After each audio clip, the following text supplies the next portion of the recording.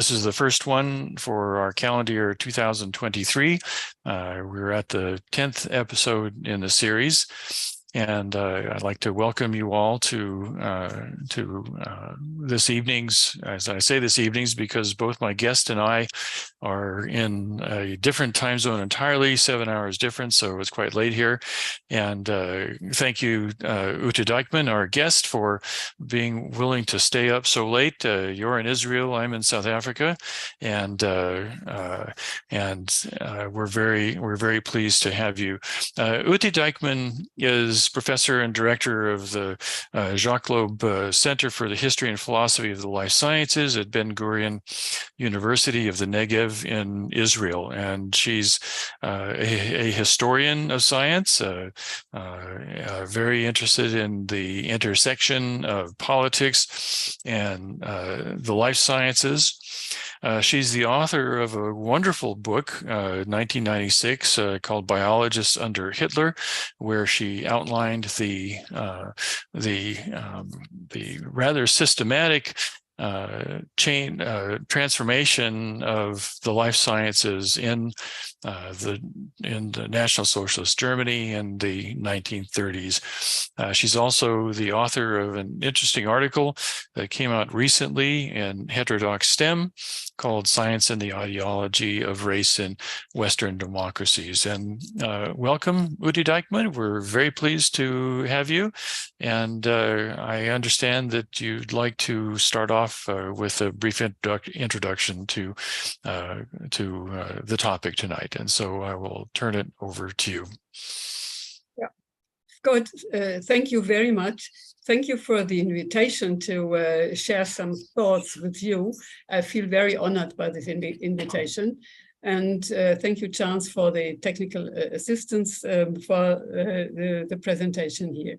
So I open my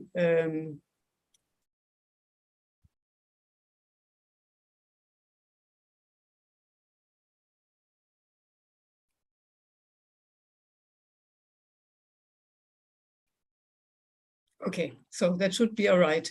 I hope everybody can see this. Yes, I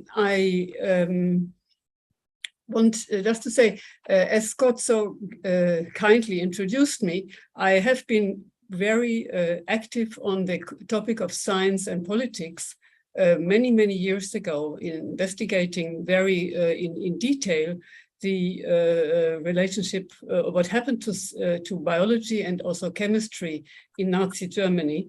But in between, I have been working on very different topics. And the case that brought me back to the topic science and ideology, or science and politics, was indeed the case of Thomas Hudlitzki and his article in Angewandte Chemie, which probably many of you know about, and I heard from Scott that it has been intensively discussed in the organization National Association of Scholars. But so though this case is meanwhile well known, I want to present it here because I think it shows the power of the identity ideology also in the sciences very clearly. And I use this case also to show parallels and differences to what happened to sciences in authoritarian countries. So I start with Hudlitzki. I'm not entirely sure how to pronounce his name, who was a professor of organic synthesis at Brock University in Canada. Hudlitzki was born and raised in Prague in Czechoslovakia, and he came to first the United States, then Canada in 1968 with his parents after 5,000 Russian tanks invaded the city of Prague. I remember this very well still, but probably most of you are too young for that. Okay, so we are dealing here with Hudlitzki's article, Organic Synthesis, where now is 30 years old, a reflection on the current state of affairs, which he published in 2020 in Angewandte Chemie.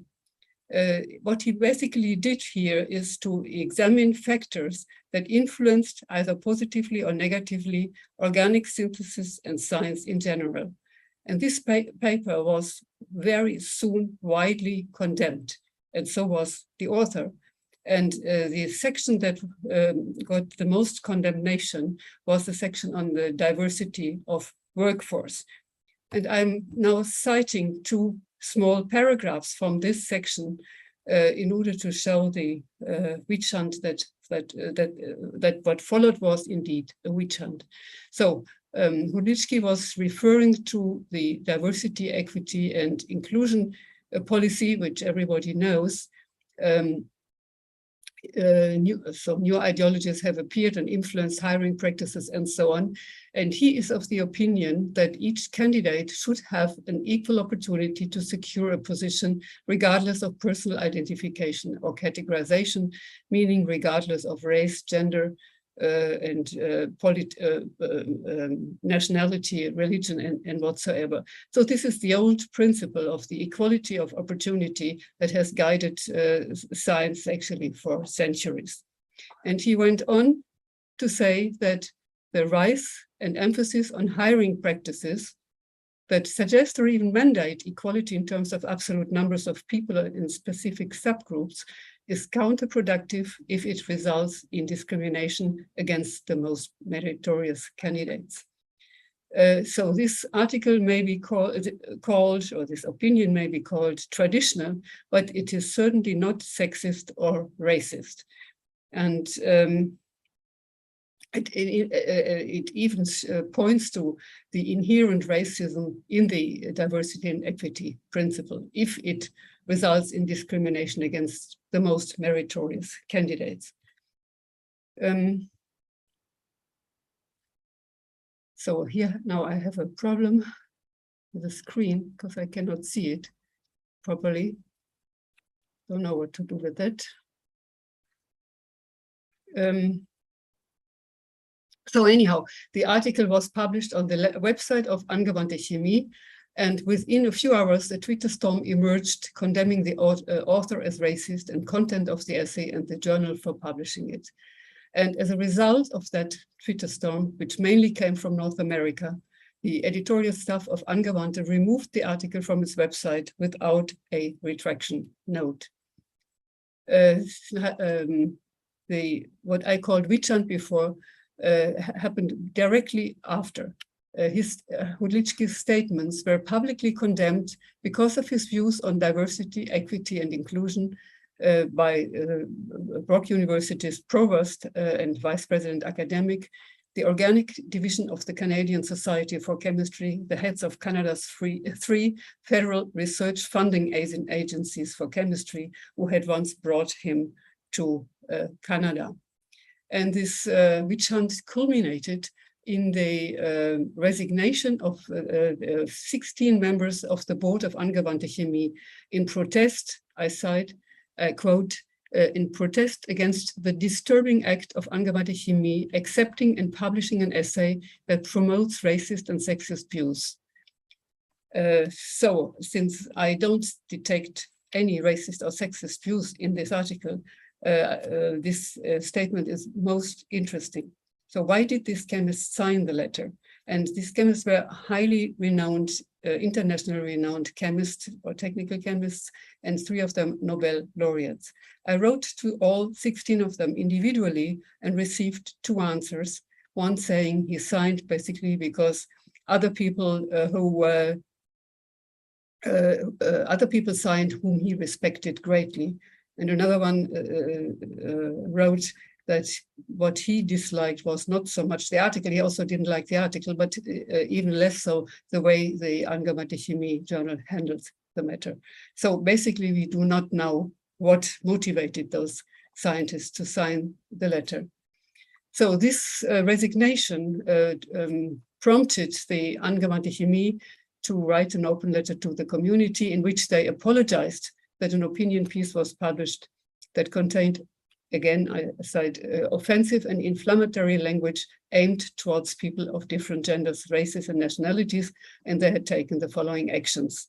To repeat again, there was no inflammatory language and no racist and sexist views in Hudlitzki's article. Hudlitzki wrote to me in May, much later, in May 21, He is of the opinion that the new diversity ideology has mutated to an almost religious cult status. Maybe we will witness a cultural revolution of some type, referring to Mao's revolution.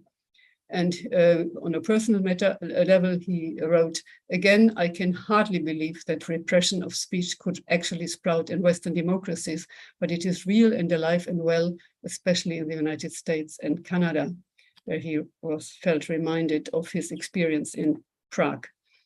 We agreed to meet in Prague. He wanted to invite me to a dinner in 22, but he died unexpectedly on the 10th of May in 2022, and I could not find anything else or why he died, etc., etc. So this is the end of Thomas Hudlitzki.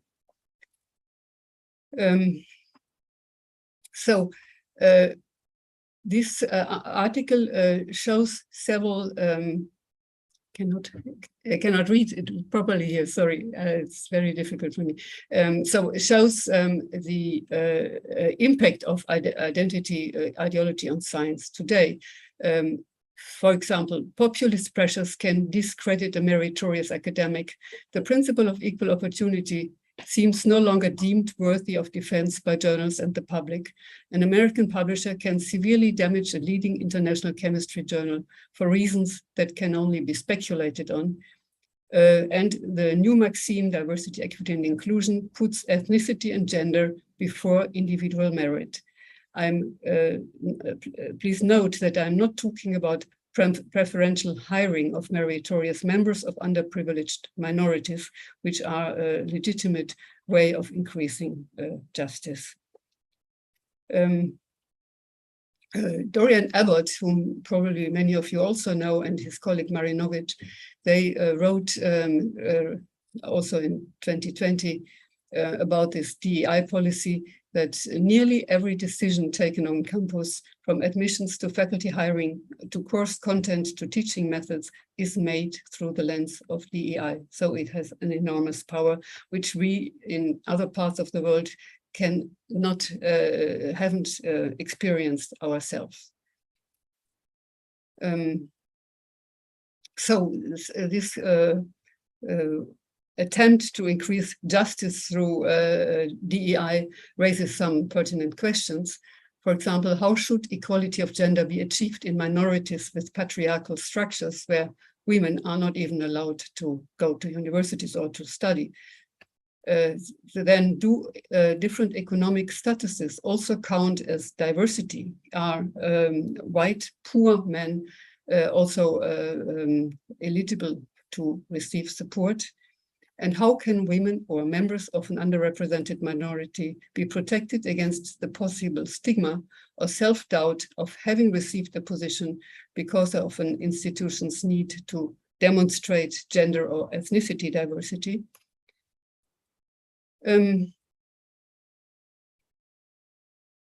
So I now list some of the more general meaning of the equity, diversity and equity principle. I think that its implementation means a major change in the cultural norms of science. By placing a high value on biological attributes, race and gender, that is group identities, as criteria of assessment, DEI violates long-standing maxims. First, the merit system that rewards individual talent and achievement, and second, the maxim of equality of opportunity, independent of personal attributes, gender, race, religion, and nationality. And here we have a clear similarity or parallel to what happened in Germany during the Nazi era, namely the primacy of race over merit that was the central maxim over there. And just before going into these parallels, I want to make some things clear. What these comparisons should be about and what they should not be about. So they should certainly not equate situations from then and now. but the comparison can help understand social and political mechanisms of current events. And at the same time, and I as a historian experienced this several times, the analysis of current events can also shed light on past events. And second, there are differences from the past. Most importantly, the relevant ideologies are not generated by authoritarian governments or totalitarian parties.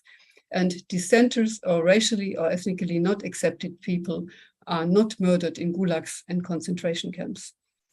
And we have also to take into account that different sciences in different authoritarian countries were affected by our ideology in very different ways, and some were not affected at all. So there is no general way of assessing authoritarian countries. Like genetics was almost demolished in the Lysenkoist era, in the Stalin era of the Soviet Union. But physics, on the other hand, was even bolstered in many ways and not ideologically suppressed as much as I could find out. So now to a few parallels with Nazi Germany.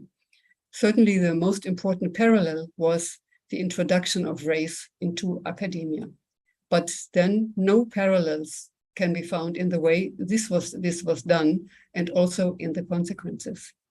In Germany, racial politics was governed by racial laws. They were decreed already at the beginning of the Nazi era in April 1933. And according to these laws, academic positions or the right to study were linked to a racial precondition, namely to be an Aryan. I cannot really say to be a Jew, because many of those who were dismissed were not Jewish by religion, by faith, but they had maybe a Jewish grandmother, and that was enough to be dismissed. And the second feature of these policies was that race clearly overrides merit. Jewish scientists were expelled regardless of merit. And third, the anti-Jewish policies were justified by social justice, serving the benefit of the people, namely to remove overrepresented Jewish scientists and students. And in this aspect, maybe we have the strongest parallels with what happens today, namely the justification by social justice. Where there is no parallel is, of course, that the expulsion of scientists and students was followed by the loss of civil rights, the ghettoization, and the Holocaust. I have here a list of expelled scientists in chemistry and biochemistry. That is what I examined in detail. And you see there were many people with Nobel prizes. And if there are biochemists among you, you will certainly know the names of Hans Krebs, Otto Mayhoff, or Leonor Michaelis. Among them was also Fritz Haber, the physical chemist, listed more below, who about whom I now say a few words. Because the case of Haber shows the change of in the cultural norms of science very, very clearly. Haber was a renowned scientist, professor, director of an important institute, and he pioneered chemical warfare, but still received a Nobel Prize in 1918. Haber was forced to resign, to dismiss his Jewish workers, and he himself, though Jewish, was allowed to stay on for 2 more years because he had been a frontline soldier. But he resigned from his position and wrote a very moving letter. And in this letter, he shows this changing of the cultural norms, namely, I quote, "Holding a scientific post, my tradition demands from me that when choosing my workers, I consider only their scientific merits and character without asking about his or her race." So this has been the principle in science for not only decades, even centuries, from the beginning of modern science. And that was changed. So in Western democracies, we have no racial laws, no mass murder, but we have suppression of academic freedom and the ruin of of reputations and the ruin of careers. And the number of examples of academics whose scholarly reputation and careers have been destroyed is rising. And the DEI principle has also been used to discriminate against Asian Americans, which are the most successful particular group in the United States.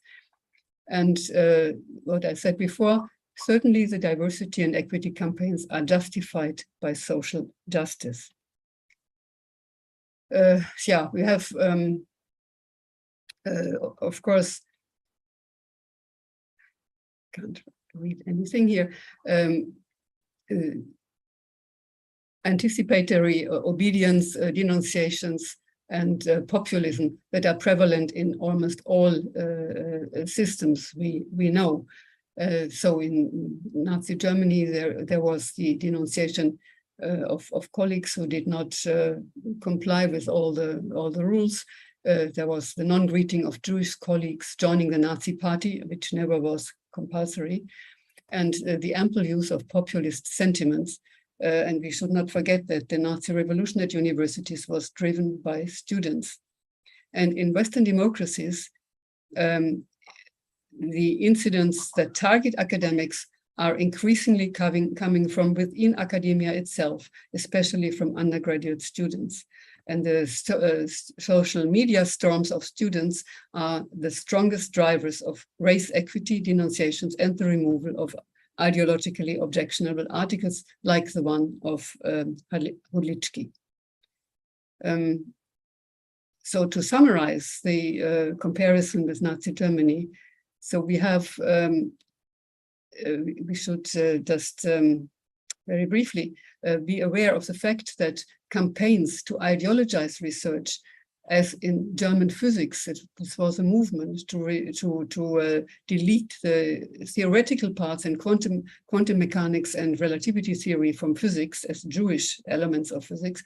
They came to an end during the Second World War and did not succeed during the Second World War because the Nazi officials realized that they could not win a war without modern physics or theoretical physics. And these movements did not succeed. This was different from what happened to Lysenko in Soviet Union, did not succeed in committing scientists to a pseudoscience with the help of political terror. Still, there was a decline of German science and the humanities evident at the end of the Second World War. But this was mainly caused by the racially motivated expulsion of scientists, for example, in biochemistry, mathematics, sociology, and the classics.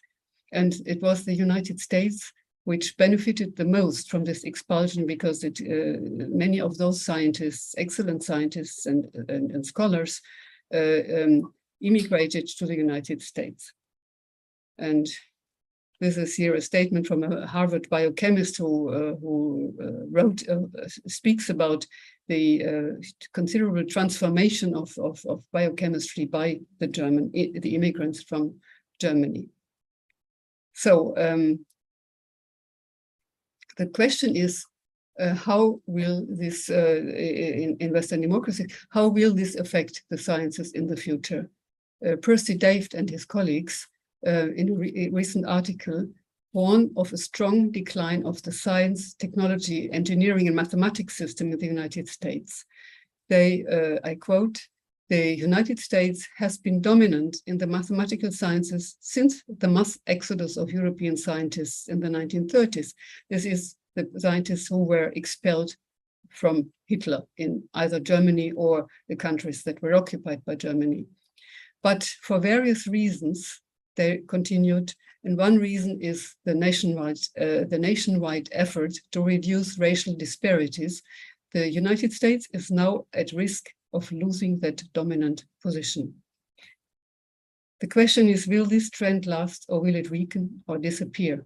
I cannot give the answer. So just a short summary, a short conclusion. Scientific knowledge about the natural world is based on scientists' competence and methodologies. Ethnicity or race, I'm still not used to use this term again, and gender certainly are important. They influence motivation, ability, and perseverance, and many other properties. Groups and individuals are not equal. There is simply no equality. Looking into history, for example, German Jewish scientists were disproportionately successful in mathematics and biochemistry. They were not disproportionately successful in many other disciplines. So we have clearly differences in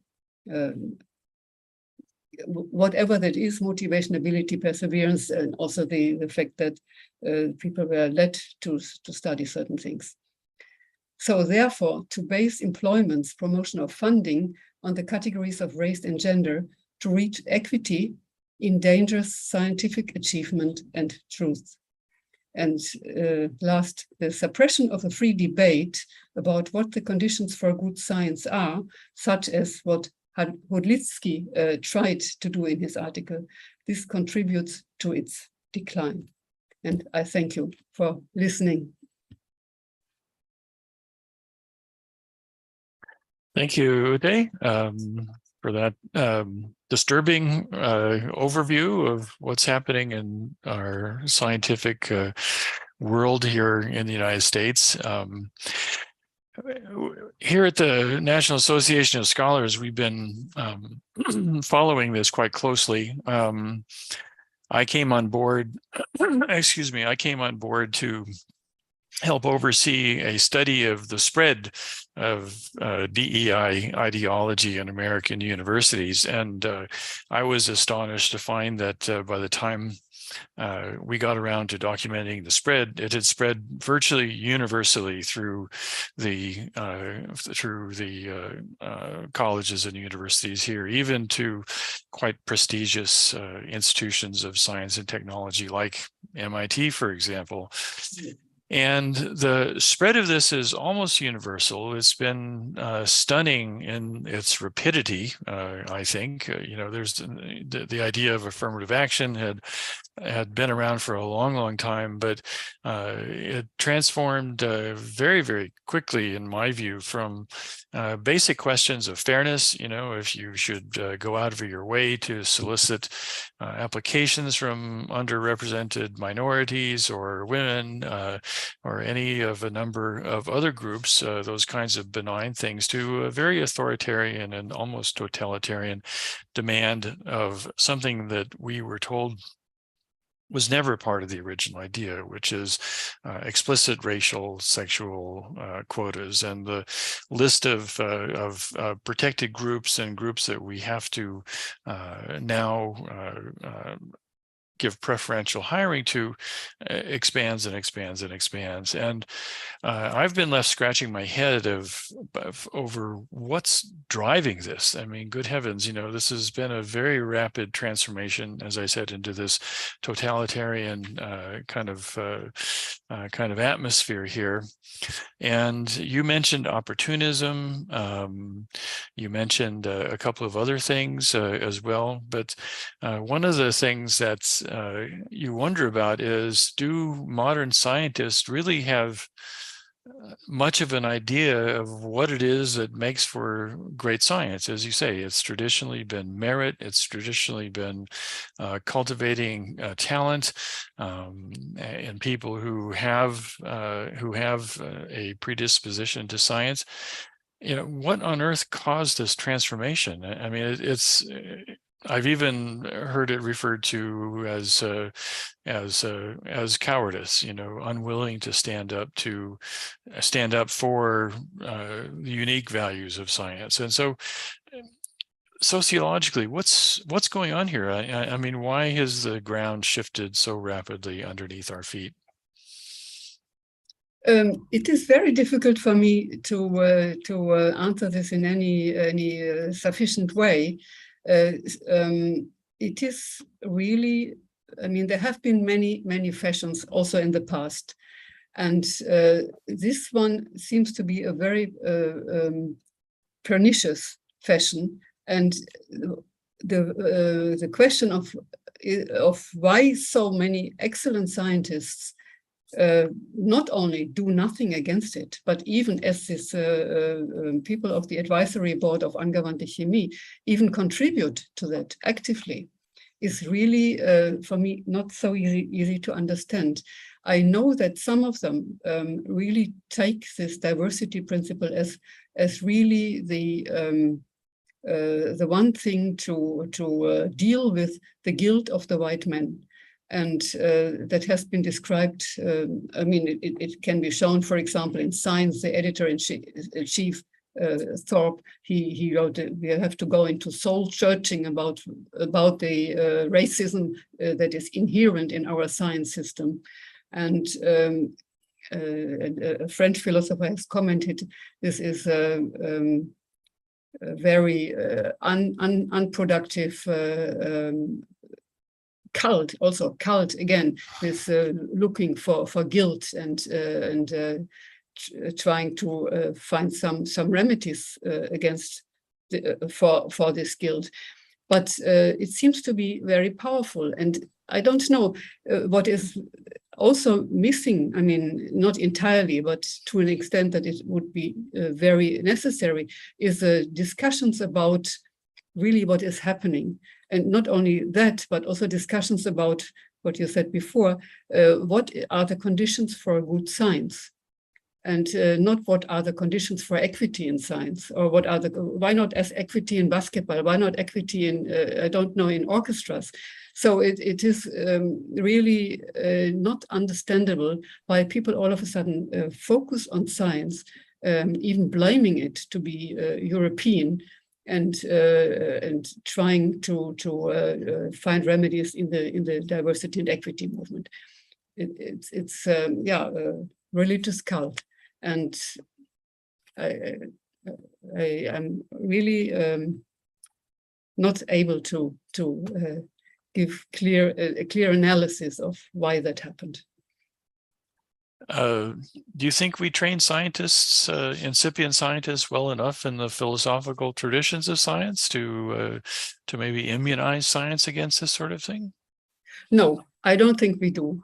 I'm teaching philosophy of science to science students, biology students and chemistry students, and they really know next to nothing. They don't know the basic philosophies of science, for or against truth orientation, and the basic importance of methodology, or Polanyi's principle of competence before you come to criticism, and then Popper's idea of criticism, and so on. No, they don't know anything about it. And I have conversations here in Israel with a couple of scientists who just see the necessity of including courses on philosophy for that very reason. And that would also maybe make people more aware that what we have been used to until now, merit system, etc., though it was never perfect, but still in a way it worked. That this is not something that is God-given, but it is something that has to be established, and has to be maintained, and has to be protected. And otherwise, it's gone, and nobody knows why. A couple of sociologists I know, Stephen Turner, no relation to me, and Daryl Chubin have written quite eloquently on what they call the changing temptations of science. And they make the point that prior to World War II, for example, science was motivated by what they call an ethic of discovery. That is the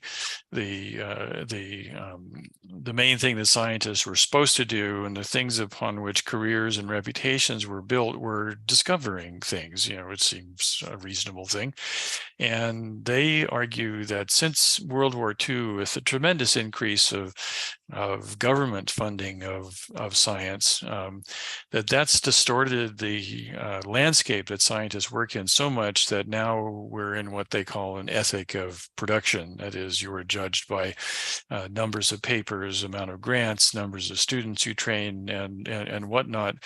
And the intellectual content of what science in an ethic of production produces it seems to bear little relationship with actually pushing back frontiers of knowledge. And one of the things that does, of course, is that we're training many more students in the sciences than can be gainfully employed. We simply can't do it. There's a pressure to actually just churn out papers rather than spend time reflecting on the roots of science. And that may be, for example, one of the reasons why we don't spend time teaching students, science students, graduate students, about the philosophical roots, because it's considered to be kind of a distraction from getting the money and churning out the students and whatnot. Was there a similar kind of dynamic going on in 1930s Germany? I mean, Germany was well ahead of the United States in terms of establishing the research university model that now prevails all over the world. Accompanying that, of course, was a great deal of investment, government investment in science.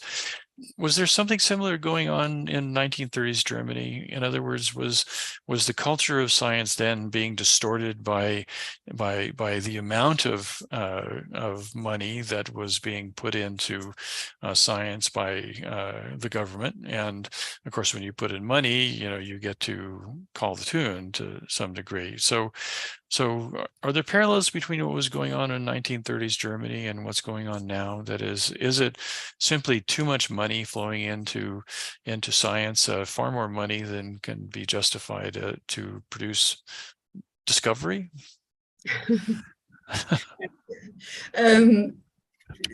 Probably many people will not agree with you that there's. I know, yes. And I personally think, yes, too much money can also be bad. But what is certainly bad is the focus on quantitation, the focus on the number of papers on high impact factor journals, the focus on patterns in some disciplines, instead of really doing deep research articles. So this has gone back, and this is exacerbated by today by the amount of big data that are available. So people can very quickly do some data mining instead of doing experiments and come up with a paper that will be published. Or artificial intelligence, it is really incredible how much that is in a process of changing science. And yes, I've discussions with scientists who are very aware of the dangers inherent in this, that what will be the science of the future has not much to do with what we are doing now, what we are used science as the one way of discovering reliable truth or reliable facts about the nature of the world. And so nothing can be done except talking about it, except pushing people to think in the directions of the foundations of science.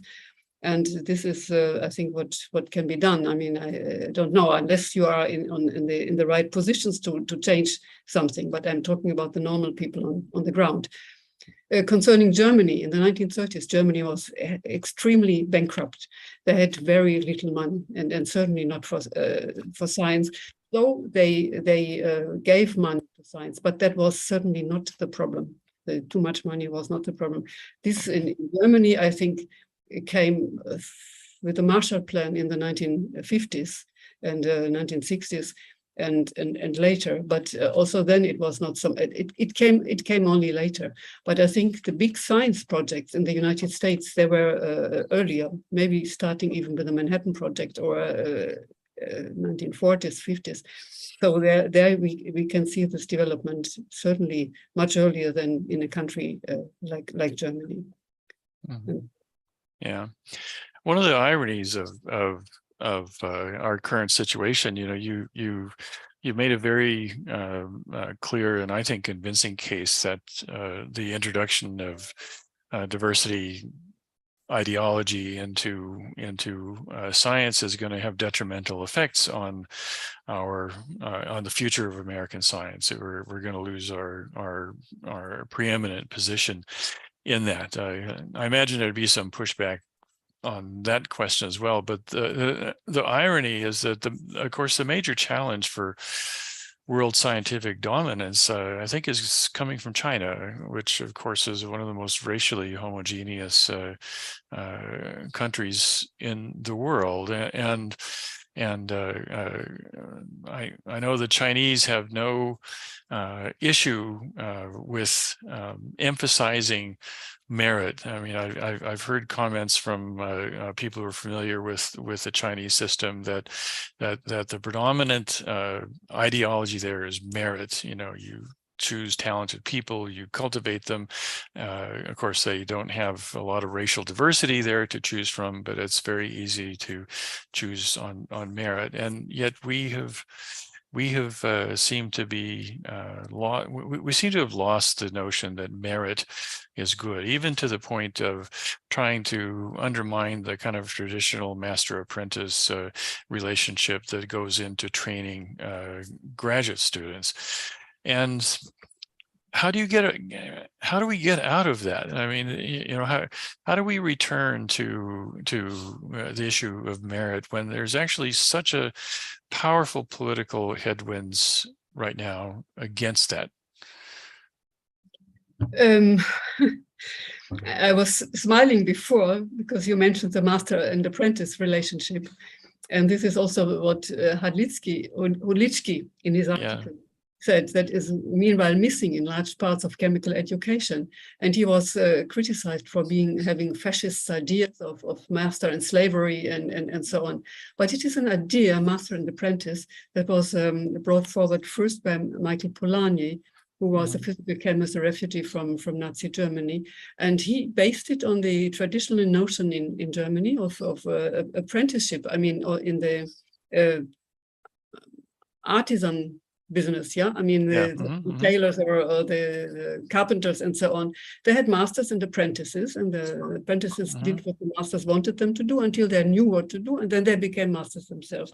That was traditional education, and according to Polanyi, this is something that is very important also today in chemistry. First of all, you have to learn, then you can develop your own ideas, you can criticize, and so on and so on. And but this has become obviously I don't know. It's a red thing. I mean, today everybody is equal, and there are no masters anymore, and this cannot work. I mean, I don't think a functional science can work without hierarchical system, and by that I mean epistemic hierarchies. People who know more, people who can distribute their knowledge. And of course, not do this in a sadistic way. So, and concerning the merit system, I don't know. The Chinese have also their problems. What you said is certainly true for Singapore. They have a very strong science and also technological section based purely on merit, and they can do it, and they are excellent, and they will be the leaders of the world sometime. But in China itself, there is also there is a very strong growth in science. But it is, and I read a discussion in Science in 2013 about the problems of Chinese publication practices. Yeah. And the head of the Chinese NSF, I don't know the name, his name is Wei Yang, and he said the problem is that the growth of China's science has not been accompanied by an equal growth in the cultural norms of science. And for example, the publication practices in Western journals.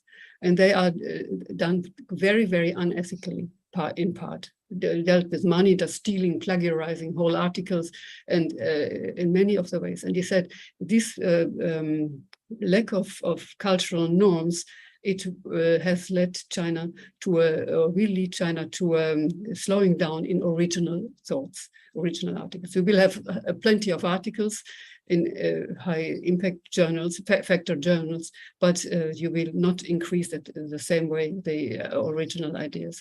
So he warned about that. So yeah.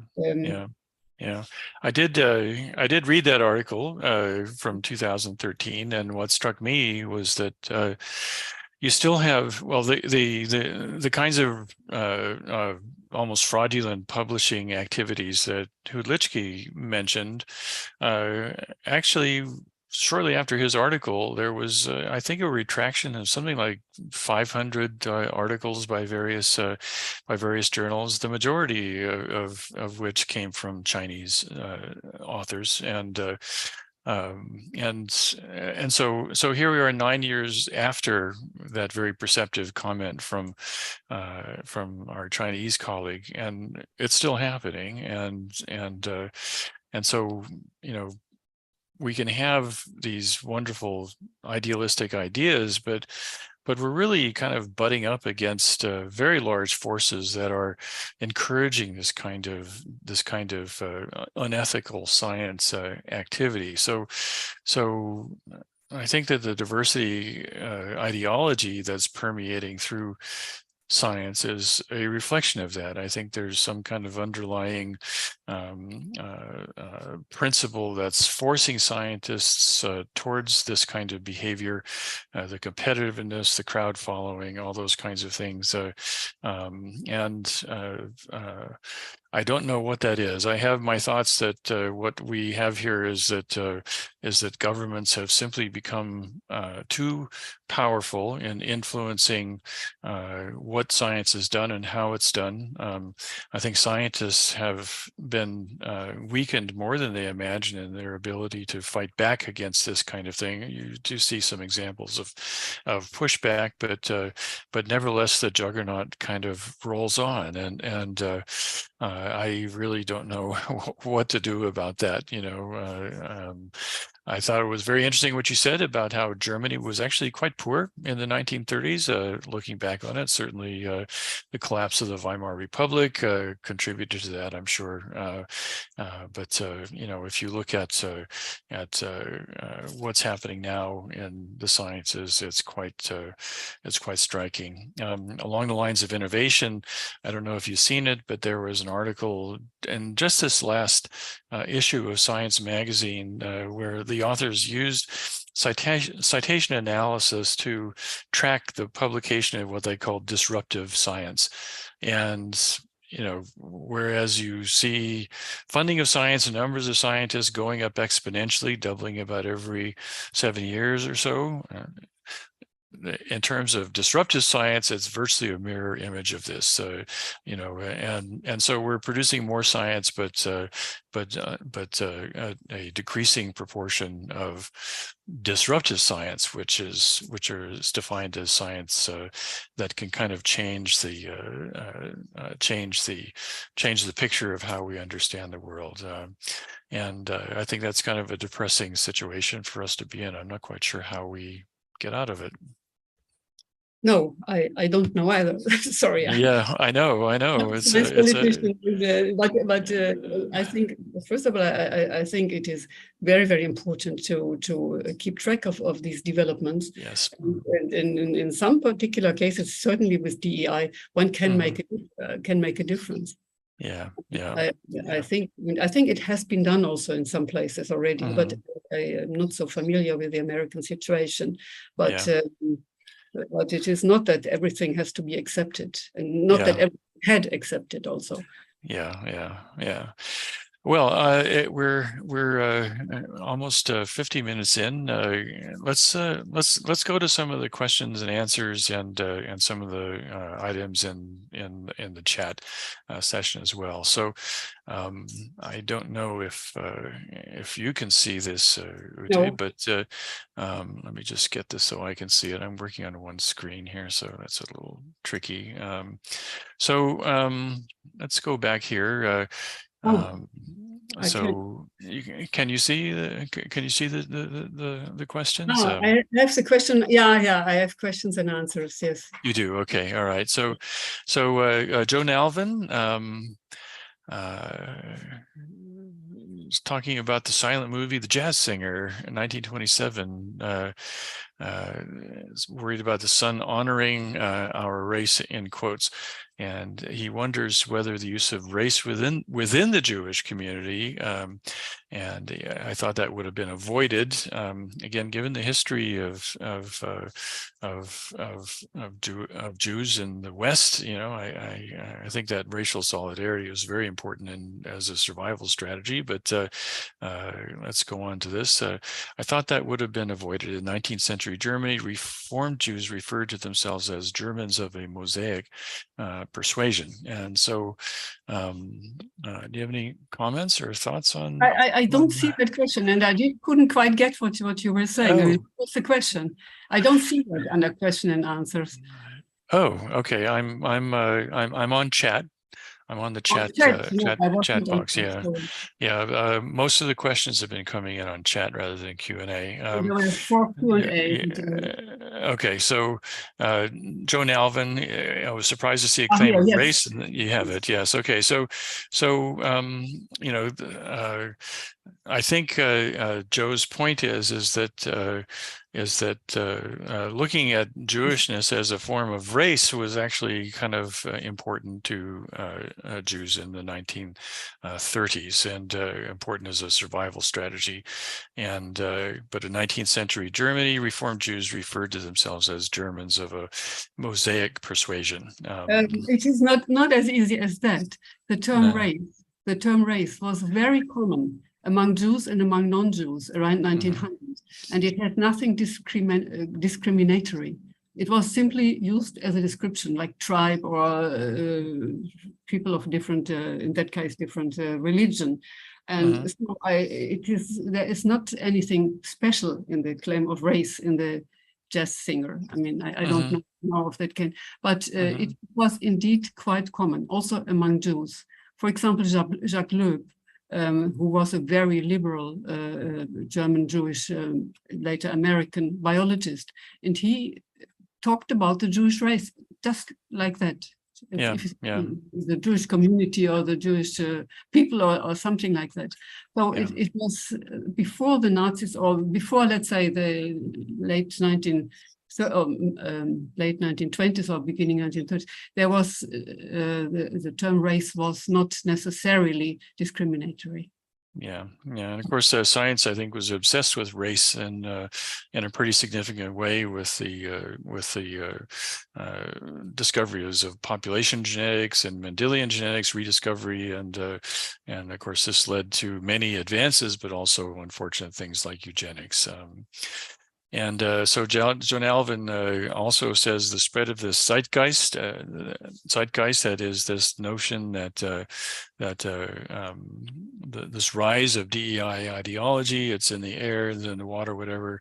He refers to it as inexplicable as that of the hula hoop or other bandwagon effects. Do you think it's just a bandwagon that we're going through right now, or do you think that this is something more enduring? No, I think it's in part a bandwagon, but it is in part also this what I said before is part of this guilt cult of the white man, that to search for remedies against the guilt and against the non-white people in the world, which I think is complete nonsense and doesn't help anything. One should analyze situations. One should analyze why are there not so many African Americans at universities, but that has nothing to do with guilt. Unless you can find real racist practices, that's something else. But I doubt that I don't know, but they existed certainly, but I'm not sure they exist anymore. I think nobody would dare do something like that. But no, it's not only bandwagon. It's also something on the side of the majority to exacerbate it. Yeah. I think this is in part what people like Heather McDonald have have meant when she talks about the essential cowardice of academics to defend their traditions and to fall into this kind of white ethnomasochism that you refer to. Guilt is a very powerful force. You mentioned Holden Thorpe. You look at some of the statements that he's made justifying the triple AS going whole hog into the DEI ideology, and it just drips with white guilt, and takes it as given that white scientists practicing science has necessarily been a bad thing, that it's damaged the third world and those kinds of things. And I don't know. I don't know how to confront that kind of attitude, except to, point out the historical truth. But unfortunately, ears seem to be closed on this. So Richard R. asks, are there any parallels with the Nazi brown shirt rioters and Antifa rioters or BLM rioters? The parallel with the sciences there, in my opinion, is a little bit stretched, but of course you do have quite infamous incidents like Charles Murray at Middlebury College, and the female professor who was his host being basically swept up in a riot there against some of the things that Charles Murray was saying. So, but the question is, are there any parallels there? Look, between Nazi brown shirts? There are certainly parallels. There are young people who riot, and they all do it. The motivations may differ. I mean, all of them are political rioters also, though in different directions. Yeah. And I just think that the Nazi or the SA, I think the brown shirt, the SA rioters of the Nazi party, they had a closer connection to a centralized power than the movements this person here is mentioning. So they are more spontaneous or let's say self-organized.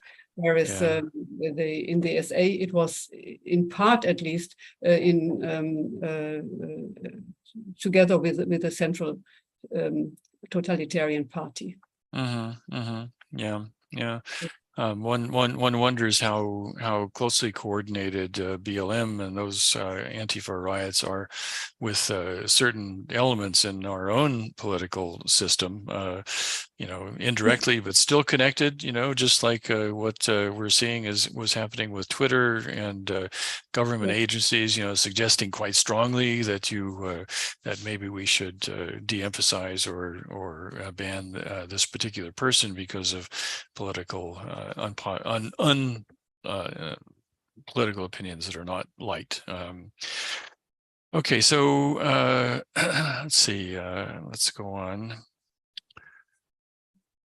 Yeah. So Ben makes a point similar to what I just made, which is that there does seem to be collusion between certain government entities and the riots, destruction of statues, all those kinds of acts of cultural destruction that were going on. But if we come back, Joan Alvin comes back with another interesting comment. We were talking about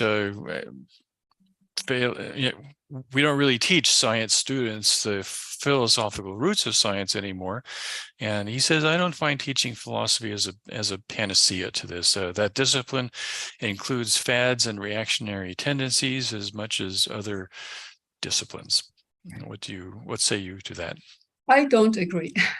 Okay. I don't agree. No, he is right. Yeah. He's right with what he said. But to teach philosophy of science doesn't mean to adopt an opinion of certain philosopher or of other philosophers. It just means to think about the conditions of science, to think about the conditions of advance, of progress, of regress, and of principles of methods in a global sense. And that doesn't mean, I mean, if we learn about Bacon, we just realize, I mean, not everything is Baconian. We are not only doing inductivism, but we have also Popper and others. But we realize how important it is to do a systematic search for certain things before coming up with generalizations, for example. And I mean, I would say teaching philosophy of science also includes dealing with people who are, how does he call them, fads or reactionary tendencies, to deal with them.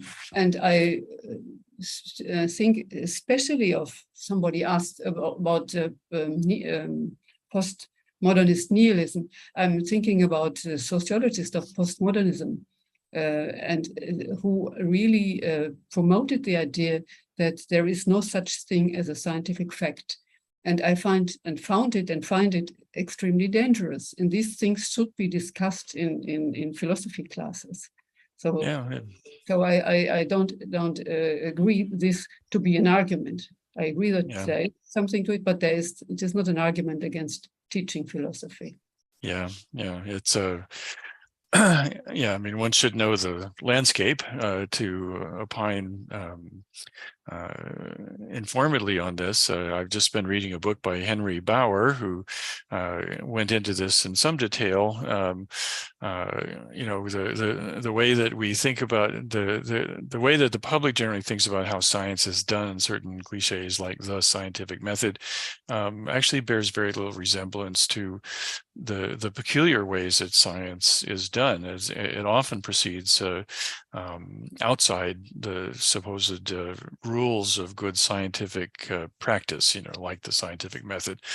There's lots of science that doesn't seem to involve the scientific method, and it's still valid science. And of course, that kind of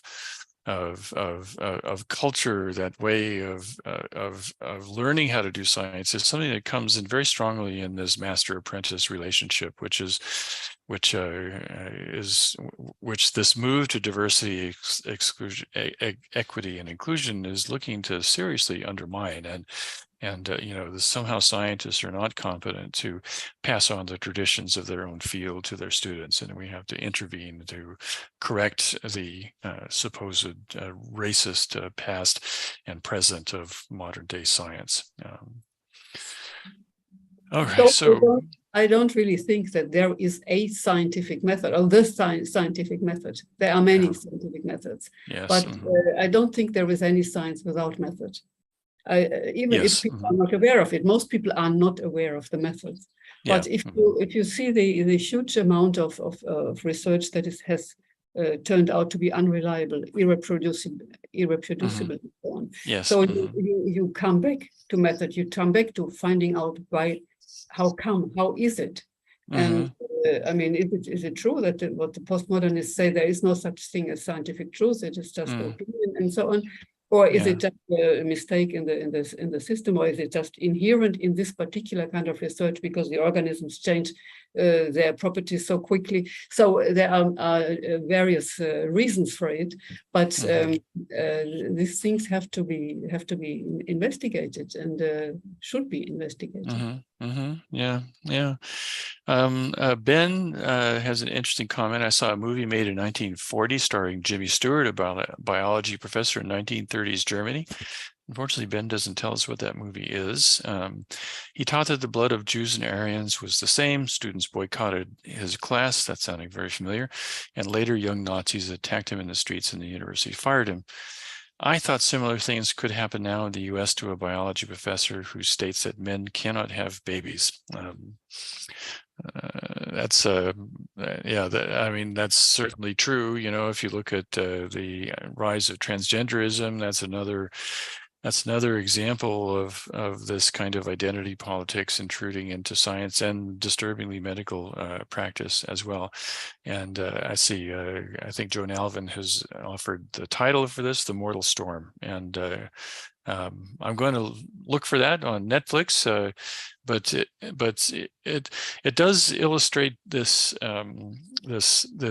disturbing dynamic, I think, that if you base your merit or your higher ability on the basis of some grievance that has been inflicted upon you, there's no end to how finely you can split those grievances. And we're seeing this quite dramatically, I think, in the proliferation of protected racial groups, of men versus women, of different kinds of sexual predispositions, to the point of transgenderism now. You know, the proliferation of victimhood seems to be proceeding almost exponentially. And again, I don't know what to do about that, but it seems to be a driving force in the dynamic that you're talking about. You know, there's no end of ideological victim groups now who can come in and claim primacy of place in science and actually all of life, based simply upon their inclusion in this identity group. Are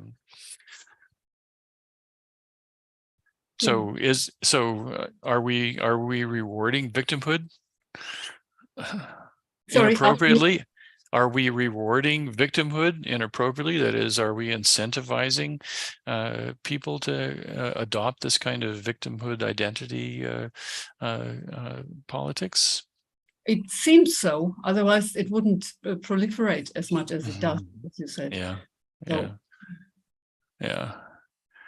Okay. Has science outside of universities been so captured by this ideology? I think the answer to that is pretty clear, right? I mean, the DEI ideology has spread through virtually every institution of our civilization, universities, corporates, you know, corporate bodies, and those kinds of things. So I think the answer to that is yes. But I'm not sure about I'm not sure about the military institutions, military science institutions. Are they the same? I have no idea. Yeah. There is a lot of worry that that's happening in the U.S. military, perhaps not in the Israeli military yet. I don't know. Victor Mars is asking whether we will be able to have copies of the slides that you presented today. He'd love to have a copy. And I think that what we can do is, when it's posted, with your permission, we will include a link to the PowerPoint presentation. Chance, I know, has that. So sorry, I don't like my PowerPoint presentations be distributed. Okay, good. But you have the whole session. Yeah. Well, the whole thing is recorded. That's right. But okay, someone wanted to have the slides. You have the slides over there. Yeah, that's right. You can see the slides through that. Okay, thanks for clearing that up. Okay, so yes. Okay, so we're getting. Perhaps a symposium of like-minded scientists like yourselves could make the public more aware of the potential of this negative direction. Nothing could be more important than learning from historical experiences. I believe a small minority is pushing this frightening direction, but they carry a very large stick. The other side has to learn how to market themselves with TV ads, etc. Put these seminars on YouTube, which we do, to spread the information. Hire a marketing agency to promote the ideas. Maybe that will work, but to me, what's really driving this is commitment, the depth of commitment to a particular ideology. And again, we come back to, are scientists prepared to actually defend what makes science unique, rather than imposing some ideology on this? I think that political determination on the one side actually outweighs the political determination on what I might call our side. Yes. What do you think? I mean, you must be familiar with colleagues who are appalled by this, but don't want to stick their heads over the parapet, or maybe people who are prepared to just take this on very courageously. What's your impression? I know both. Mm-hmm. I know both types of scholars, and that the people who don't want to take on this, they are not necessarily cowards. They just want to be disturbed. They want to do their work. Mm-hmm. They don't want to digress from it with all this nonsense, as long as they are not personally affected too much. Mm-hmm. Yeah. Just yourself. And I think this is also what happened in the past. I mean, that I learned from what I see now, how things happened in the past. That's what I said in the beginning. And it is not always people like what is going on, or they are cowards. No, they just want to go on. Yeah, but increasingly, of course, they're not being allowed to just carry on with their work. I mean, right, depending on exactly what they are doing. If they are in the area of sex determination or something like that, they have no chance of going on with that. I mean, or genetics for that matter. I mean, I have read now, but I'm still investigating, so I didn't want to talk about it. That the NIH now restricts more than it did in the past access to databases. Personality traits can be linked to genetics. And it is a dangerous move also, because in any case this is done. Personality traits are linked to genetics, but often in a very bad way, and not to give good scientists the chance to improve on that, to really come up with solid statements, and statements which are used not to discriminate against people with certain, let's say, intelligence deficits or whatever, but to find ways of helping them. This is what is needed, But the trend is to block this kind of research. And on the other hand, people are saying genetics doesn't play a role. Epigenetics is everything, So it's you have a very contradictory trends in society. Not all very logical. James Wallace has a comment that's a little bit of a pushback on what we've been saying. He says, I don't see how diverse people's contributions to the sciences, i.e. people of color, is stopping the progress of science. White guilt, ? Are you saying that Europe didn't undermine Africa, in quotes? Is eugenics a diverse, in quotes, science? Overall, I'm wondering about the point of this discussion as a defense of white supremacy. And I'll just offer my opinion. What we're really objecting to is the use of racial criteria as a substitute for merit. That's what I think. And certainly, no one that I know of is opposed to having anyone who is prepared to explore the frontiers of science and has the talent to do it from coming in and joining. So that's just my 2 cents on this. How would you respond to James? Yes, a lot of topics. So I think nobody said diverse people do not contribute to science. So that is completely ridiculous in my mind. Probably he misunderstood something. It is really only the enforcement of diversity over merit that is the problem, but not the diversity in itself.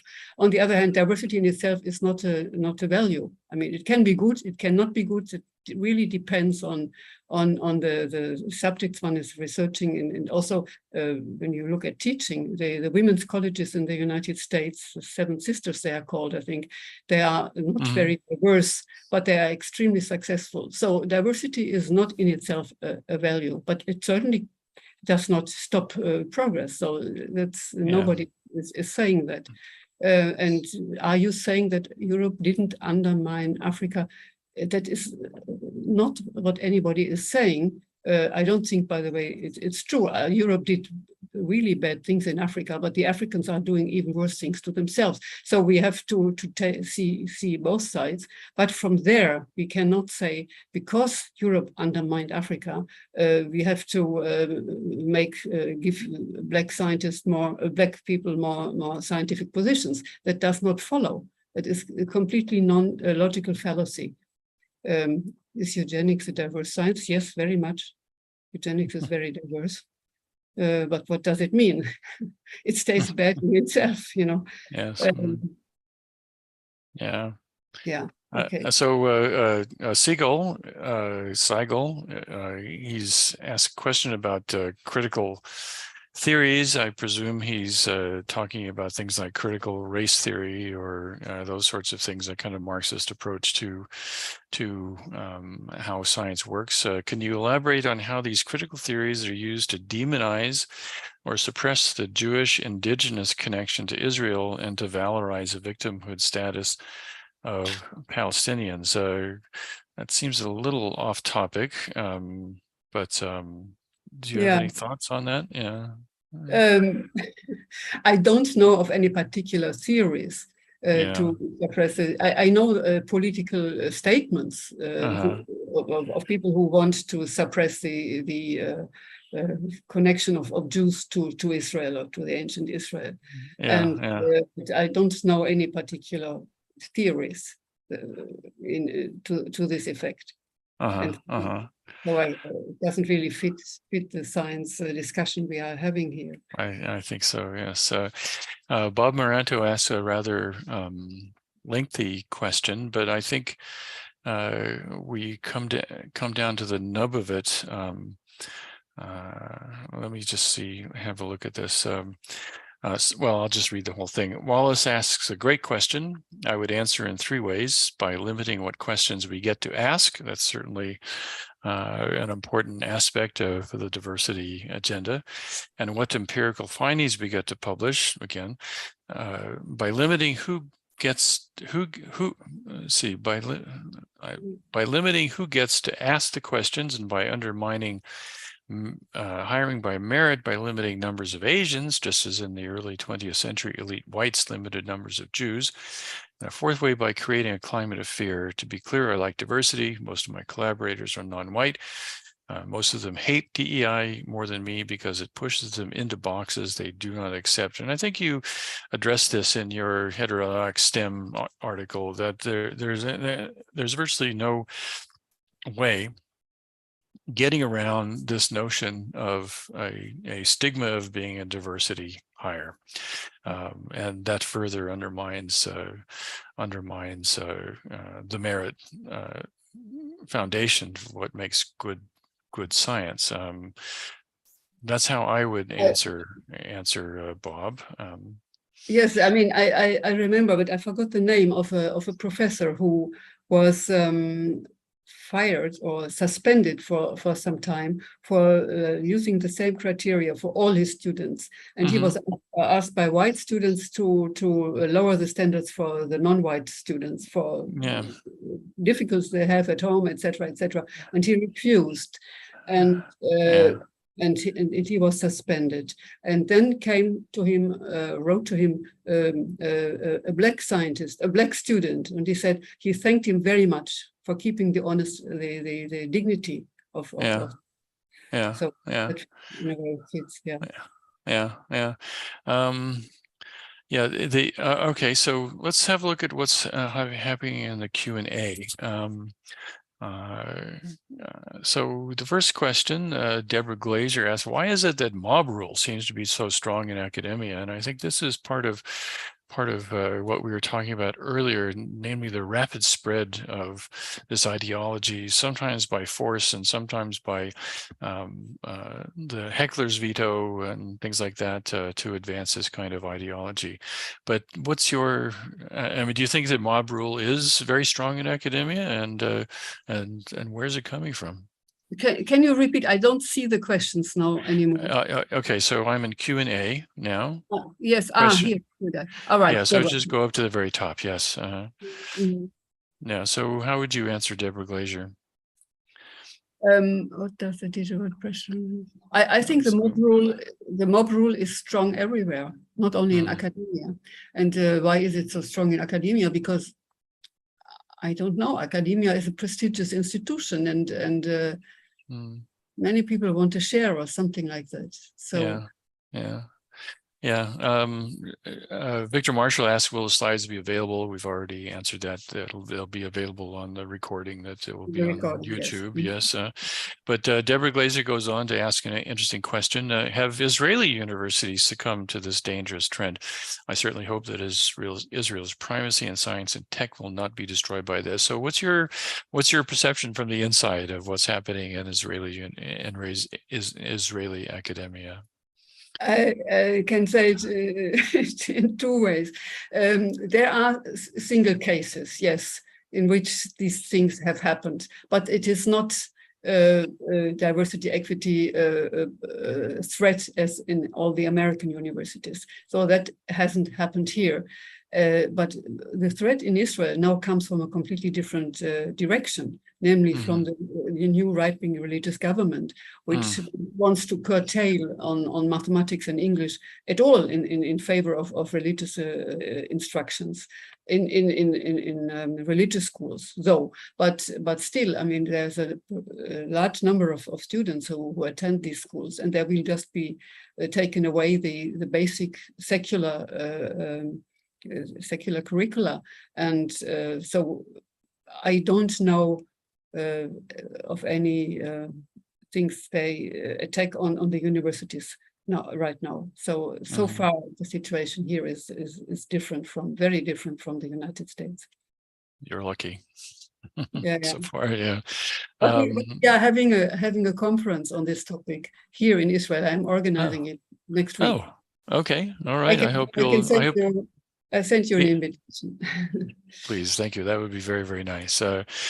Michelle Myers, fairly long comment. The good guys have to be louder and be prepared to be canceled temporarily, perhaps use retirees. As one myself, I can say that a lot of people who are doing the most strenuous pushback are retirees like myself.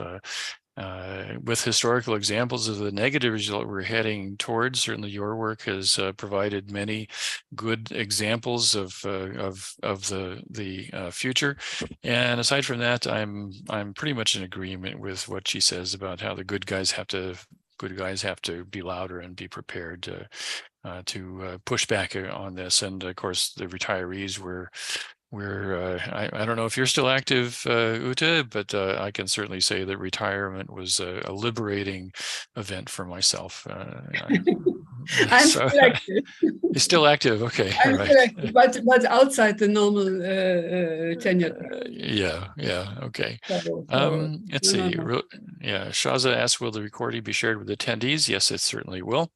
And Michelle goes on to say the U.S. should begin at 1 to 2 years required military training for kids after high school. That has kind of a tangential relationship to the culture in Israel. I know that national service is mandatory there. My visits to Israel, I've been impressed with the number of people in uniform going back and forth in the buses and trains, and certainly I think that's a very important part of Israeli culture. Do you think that this expectation of national service is sort of keeping a level head, or helping younger people keep a level head against these kinds of pernicious ideologies? No, I don't think so. You don't think so? Okay. All right. I don't think so. And to explain this would take me a long time. I'd rather not do it. Okay, fair enough. All right. Okay, let's see. There's one more. Please see my comment and request on your comments on my chat thing. I'm just looking to see if I can find Wesley Brown here, because I don't. Okay, Wesley Brown, he says, okay, all humans have been victims to some degree, and it should be a unifying thought rather than virtually endless stream of victim groups vying for primacy on the relative victim scale. Comments from you both. I'll let you go first. I don't see that question. So it's in the chat. It's in the chat. He referred me to his question in the chat, so we have to go back to that. And it's towards the end. It's towards the end. So he says all humans have been victim to some degree, and it should be a unifying thought rather than a virtually endless stream of victim groups vying for primacy on the relative victim scale. Comments from you both. I'd rather, I would prefer different unifying schemes than victimhood. Does it help to know that I am victim, or I have been victim in many occasions? So I don't want even to think of that. And it doesn't help my going forward in the work and the thought and everything I'm doing. Yeah. So what's the unifying thought for the sciences then? get us out of this victimhood loop. No, not unifying thought. I don't think there are unifying thoughts in science either, but I'm just not happy to have victimhood as a unifying thought. I mean, Yeah. A stream of victimhoods vie for primacies on the road. No, I agree with this the second part of the sentence. I mean that to victim groups vie for primacy on the relative victim scale. I think it is something really terrible. How do you want to measure that?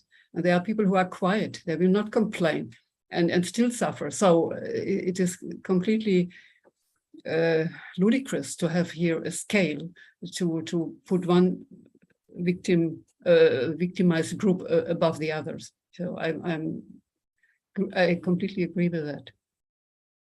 Well, on that note, we're towards the end of our time here, and so I will let's close things up by first thanking you, Ute, for joining us for a very stimulating discussion. Thanks to the participants. I'm sorry if we couldn't get to all of the questions, but I enjoyed our talk today, and I thought it was very illuminating. And so, on behalf of the National Association of Scholars and on my own behalf, let me thank you for joining us today.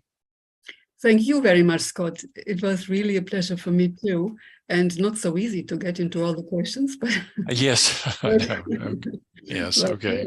I hope some of them I got rightly. Yeah. Okay. Right. Thank you very much, and thank all of you who have contributed and asked questions and in the chat or in the Q&A. And again, thanks to Chance for the technical help. Yes, definitely. Okay, good night, everyone, and we'll see you at the next episode.